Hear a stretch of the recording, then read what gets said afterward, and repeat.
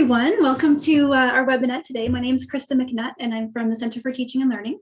So today I'm here to talk to you about a framework that moves us away from thinking about online learning tools and really asks us to think about the internet as people and places. So we're talking about digital identity. This is a tool that I'm going to walk you through that helps us reflect on how to engage with the web and gain a little bit of a deeper understanding of online engagement and the various motivations and assumptions related to that. So to start us off, I just wanted to ask you to think about, for your purposes, when you're using the internet for teaching and learning, would you see yourself as a visitor or a resident? So are you visiting by way of going online and finding a useful article or resource? Or are you a resident by going on and conversing with online colleagues, sharing information, engaging in some discussion and debate? Thinking that through, because we're going to be talking about visitors and residents, and that is the model we're looking at today. As Cronin says, we each make choices every day or even every minute about how we share and interact, learn, and teach within across different online spaces. So in these contexts, sometimes they overlap, whether the interaction is with a student or as a student, as an educator, as a researcher, a professional, a parent, or a citizen. We all play these different roles in our lives. This visitors and residents tool can help us reflect on our identities and the practices in online spaces. So visitors and residents, right and left, or left and right. Visitors and residents is a continuum of modes. So it's a continuum of modes of engagement based on the motivation to engage. It's not about technical skill or age. This isn't about two types of people. It's actually about a range of modes based on the context and motivation. It doesn't assume that ownership of technology equals high levels of digital capability. And we're looking at the visitor mode. Visitor mode approaches the web as if it's an untidy toolbox. So individuals go online, they find a piece of information, they do a task, and then they leave. They don't necessarily leave a visible trace. They'll leave a trace of data, but in terms of motivation to engage, this is not as important. So there isn't really a social trace that they've gone online and done this activity. This could, as an example, could be going and searching online for information, reading information, shopping, lurking on Twitter, things like that. Resident mode approaches the web as a place. So this mode of engagement centers around people you can encounter in that digital space. So in resident mode, people are living part of their lives online. They leave a trace. They can be clearly visible, like on Twitter, or visible in a selected group, like a selected discussion board. This is where you, not just the content you've produced, but you as a discussion, as a person, can easily be found on the web where you're a resident. So for example, if you post a YouTube video, you wouldn't necessarily be considered far end of the residence scale unless you're posting that YouTube video and then responding to comments and having discussion around that video. This is where people can come and find you and expect some kind of response. So what do we do with this continuum? Well, we make a map. So we look at the left and the right, we've got the visitor and the resident. But then we also added another axis here. So we have personal and institutional. So if we look at how we interact with the different spaces online, an example here is we have a big spatter of activity, right? We've got Twitter and blogs and Skype. We've got Google Docs, YouTube, Facebook, Google searching, email again. So you see here, we've got two boxes representing email, personal and work.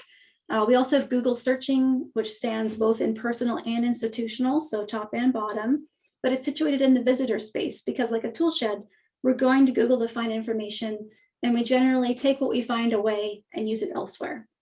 You'll see in this map as well, the person has Google Docs reaching a little bit into the resident space. So meaning that this individual probably has a lot of private Google Docs and not as many shared ones, or they don't use them in a shared manner. Their blog is in the resident space, so it's somewhere they're posting and engaging in dialogue. And it's also firmly placed in the institutional space. So it's not a personal blog, it's a professional one. A couple of other examples. Here's a fun one. This is a map for a social sciences postgrad indicating no online engagement other than email. This is accompanied with a note saying that they felt that the companies running large online platforms were interested only in their data and to target advertisements. So they preferred not to engage online in a strong manner. This could be an extremely successful student. It could be an extremely successful online student as well. I'd also argue they could be a very much less distracted student. Here's a map from a first year post-grad student in arts and humanities. You'll notice that Twitter is mapped as visitor. So this usually means that they're following a collection of useful people in their field, but they're rarely, if ever, engaging in conversation or dialogue. So they're lurking in a very instrumental manner. This could be an important step for students to allow them to really tune into the dialect of a particular community. And lurking doesn't necessarily mean that they will eventually become an active participant, but it is a crucial role to help them take that first step into potentially being involved in the discourse.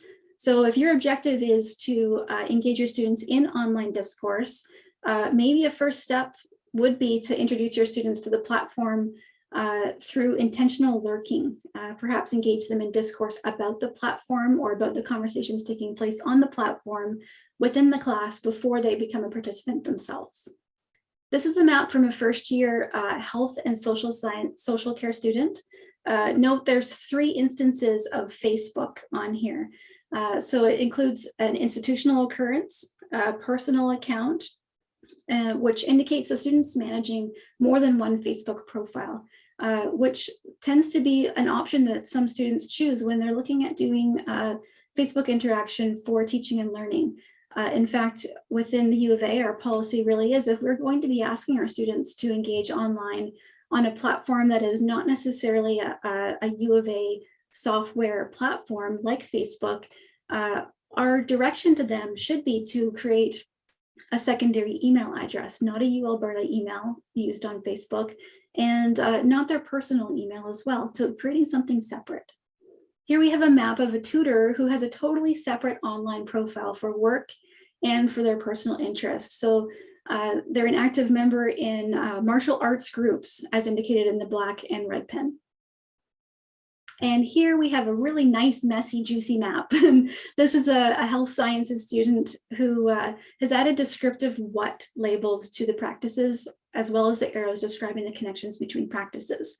So they're elaborating on their motivations to engage and some of the value that they find from the work that they're doing in these different spaces online. This one's a pretty interesting one because you can see it spans the whole map. So they're quite active. So what I'm really proposing here is a model to support your students in being self-aware of how they currently engage online and how they may wish to approach their online presence in learning situations.